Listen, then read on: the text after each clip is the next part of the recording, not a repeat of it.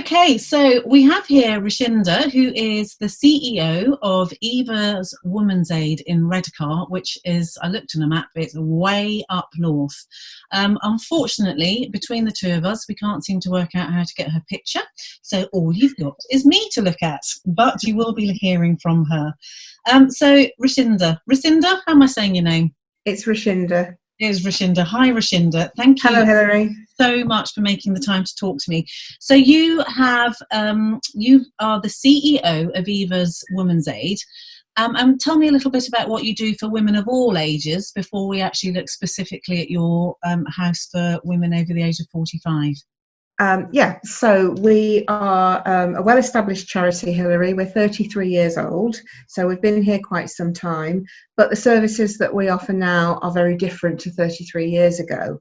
So we're the only organisation in the North East that provides a full wraparound service for victims of domestic abuse and sexual violence, and that means we provide accommodation, one-to-one support, counselling, and a whole range of other services such as legal surgeries, fitness and wellbeing, mental health support.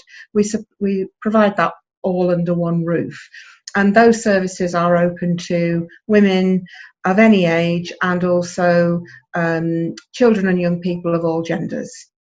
Fantastic. And so I think I discovered you, it must be probably 3 or 4 years ago. And in fact, it was specifically because you opened a house for women over the age of 45.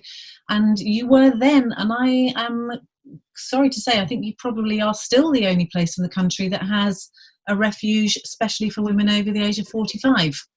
Yes, that's correct. So this came about because it was way back in 2014. We already had 2 properties that we used as safe house accommodation for women that were fleeing abuse, but they were geared very much, because of the funder at the time, towards women that were 16 to 25.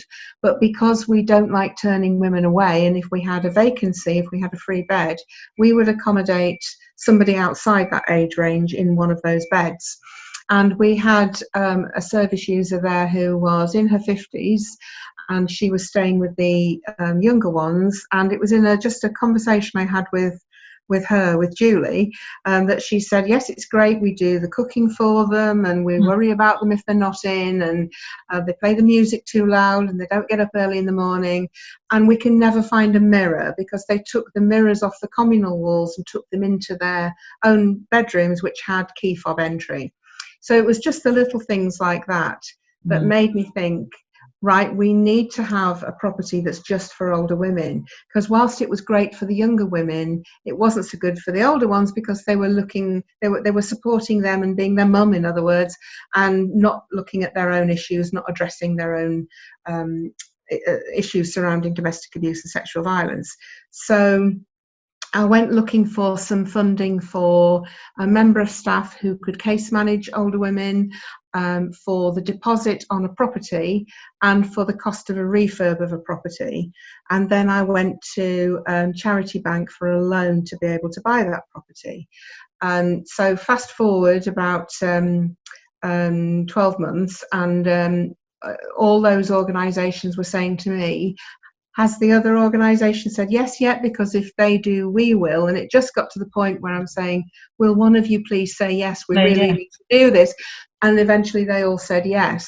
In the meantime, I'd done some research locally and discovered that Redcar Cleveland, the borough where we operate, 25% of the population are women aged over 45, which is 3% higher than the national average at 22%. So, and because yeah, I know, it's I can't explain that anomaly, it's just the way it is. Yeah. But because that age group was underrepresented in our service user numbers, it was fairly reasonable to assume that they were out there and not getting support, and that there were victims that we didn't know about. So part of the 45 Plus project included a poster campaign featuring images of older women, which was actually the mum of one of my members of staff. She was our poster girl that year. And delivering some training and awareness raising sessions to other professionals that we felt would work with older women, as well as delivering these posters and flyers into places where we thought older women may visit. So when everybody said yes, we'll give you all the funding for this, we bought the property, we did the refurb on it, and on the 1st of June 2015, we opened the UK's first safe house for older women. That was a Monday, and by Friday the 5th, we were full. And how many bedrooms have you got?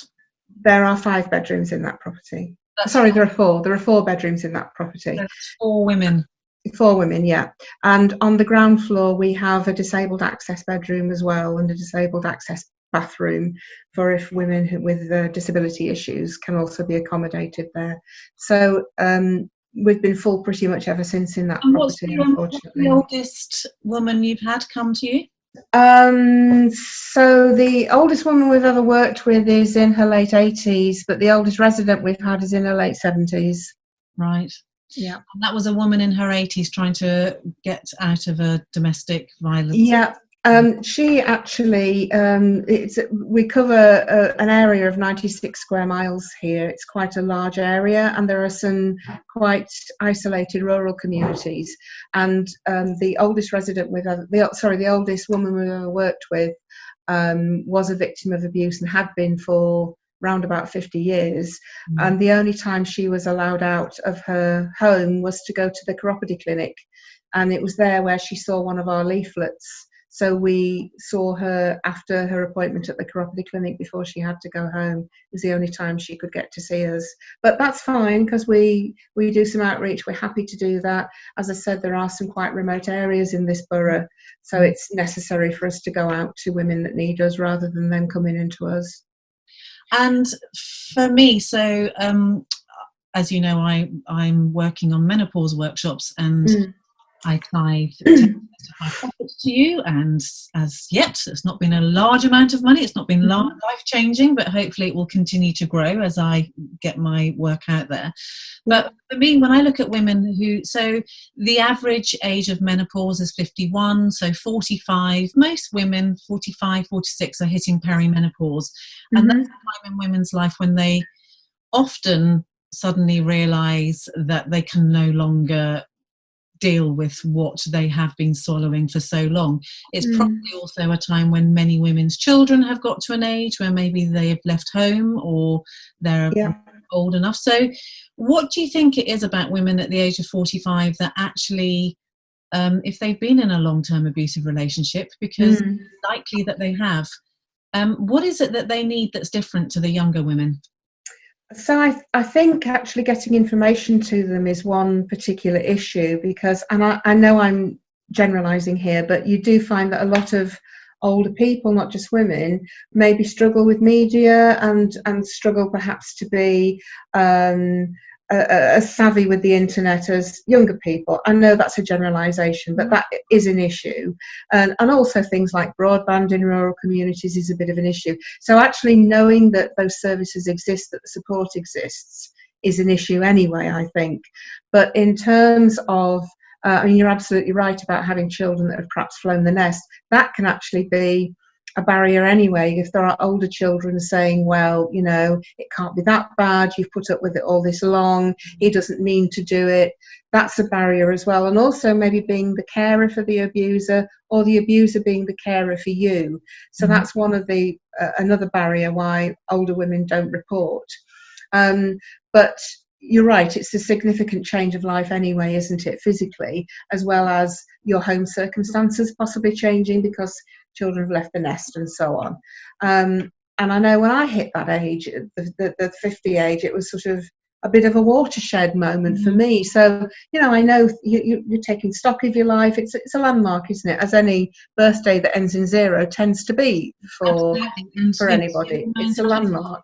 So your desire to have sex, if it wasn't something that was actually on your terms, maybe even physically, you're no longer able to have penetration. Yes. A variety of things. So that brings with it a whole range of other issues. So the women come to you, they get a key worker. How long are they likely to be with you in this house? What's the kind of turnover? Yep. So what we found is that the older women who come to stay with us tend to stay longer. So we've accommodated fewer women in that property than we have the others. And we based our initial figures of our expectations on the other houses that we had, and we've quickly found that that's actually not the case, and that women tend to stay with us longer. And that's okay, because all our services are needs led, so a woman can access our services as long as she needs to. But in terms of the house, I mean, and this won't be a surprise to you, that older women tended to take longer to develop that working relationship with a key worker. They perhaps take longer to be able to talk about the issues. Because it's so embedded, it takes longer to unpick them. And there are other things that came out that have been part of the many years of abuse, 60 years sometimes, that takes a lot longer to address and to look at and to bring out and to talk about. So there was all those issues that meant that women stayed with us a lot longer in this house, in that particular house, than they did the others. The longest we've had anybody stay is, she's been with us about 18 months, and that's fine. They can stay with us as long as they need to. That's still a fairly rapid turnover then, so a lot of people are out within the year. Yes, that's true. And in the other properties, the longest anybody stayed was about 10 months. Okay. So it is still quite longer in comparison. But that's not because we're turfing them out, Hilary. What we do is support women with applications and with interviews to find their own properties that they're comfortable and safe in. And we work really hard with local housing providers, both private and statutory, to find appropriate accommodation when women are ready to move on. And quite often that means staying in the local area, even if they're not from here originally. A lot of them want to stay, and like anywhere, there is a housing issue in Redcar for people who are wanting to find accommodation. There is an issue, but that's true of anywhere, that it's not. So do you have women coming from outside of your catchment area as well? Yes, we do, because sometimes it's just not safe for a victim of abuse to stay in their local area, and of course it's reciprocal. Quite often we have to send women out to a different area as well. So we are part of a service that's names escaped me. It used to be called UK Refuges Online, and I can't think of its new name. But it happens, doesn't it? Yeah. But we update that regularly with our bed availability, and of course it means we have access to other refuges in the country, so that we can find one elsewhere if a woman needs to get out of the area. And is there anyone anywhere else in the country that are looking at mirroring your scheme? We had a lot of interest in the early days, and since actually, of people who were interested in it and acknowledged that there's a need in their area to certainly raise awareness of the issues facing older women. And I like to think we've contributed to raising awareness nationally about that as well. I mean, not least because the following year, so in 2016, we had a 43% increase in women over 45 accessing our services, and that includes a staggering 500% increase in the 55 to 65 age group. So there was clearly an issue in this area and further afield that had previously been unaddressed. And we've taken parts in lots of bits of research since then. We've undertaken our own research as well with the local university around this issue. So we know it's a big issue, and that the barriers facing older women do definitely exist, and not least because you probably married in an era where you didn't talk about your situation, you didn't talk about your feelings, and if you were in a relationship that was unsatisfactory, it was probably your fault anyway, was the message, and it was your responsibility to put it right. Well, and we're only going to see this increasing, because if we're looking at the sort of Generation X, the baby boom, spike in population. Yes, exactly. More and more and more women who are hitting this age now. Yes, exactly. And also those who are actually coming into their mid-40s now, who will have a little bit more awareness and will know how to look for you and search for you. So maybe the women in their 60s and their 70s right now can't access you, but it just seems like, well, I realise that women's refuges or refuges around the country for families are woefully inadequate, but this is something that really needs to be looked at. And so are you seeing any change right now, just in this last week or so, with all the issue of corona and potential lockdown, and how do you think it affects you? So it doesn't help when Jeremy Corbyn says things like self-isolation means incidents of domestic abuse will increase. It doesn't help comments like that, definitely. My response to that comment was, let's not forget here that it's perpetrators that cause domestic abuse and that they choose to act in that way. It isn't caused by a virus, it's not caused by being at home, it's caused by perpetrators. And we need to remember that perpetrators choose to behave in that way. And if they're choosing to behave in that way, they need to address their behaviour. But I do accept that if your most dangerous situation is when you're at home and you're spending more time at home, of course, I do accept that potentially the risk increases, but all the women we work with have their own individual safety plans. And so what we've been saying is, make sure that those are up to date, obviously I don't want to say too much about what a safety plan entails, because it might be that potential perpetrators could hear this, and obviously we don't want to say what they are, but every woman has a safety plan, and we are working with them all the time to make sure that they know what they are and what their own particular circumstances are and how to respond to them. For example, having their safety network, their support network readily available to them. And of course, we remind everybody that they can still call us even if we're not actually in the office. And at the moment we are, touch wood, all staff are present, that they can still contact us by telephone or email or Twitter or Facebook and all the other number of ways that we can be contactable. So yeah, I accept that it could be a potentially risky period, and we're doing all we can to support the women that we're working with and potentially new victims as well. Yeah.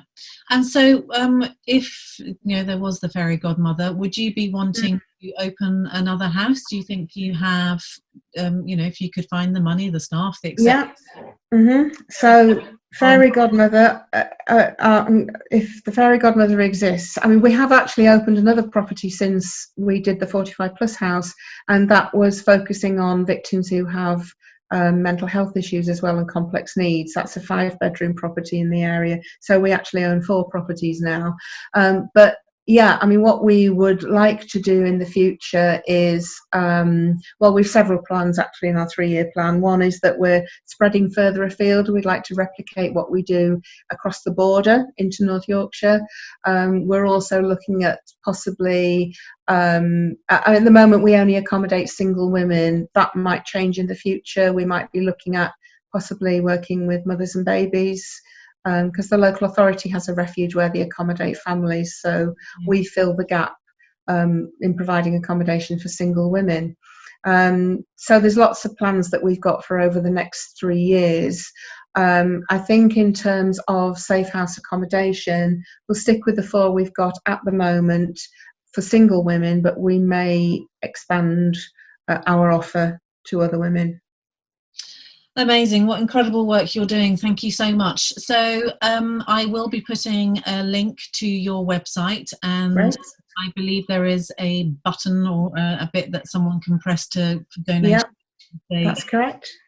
And if we were to make donations and someone wanted it to go specifically to the women over the age of 45 or the women with the mental health problems, is there Yeah, I mean, absolutely. If anybody wants to write to us or contact us through the website or Twitter or Facebook or Instagram, and asks us how to do that, then we will obviously contact them back. But if anybody wants to write and they specify we would like it to go to this project or that project, of course we completely respect that, and we will write back to you and tell you what element of that project the funding will go to.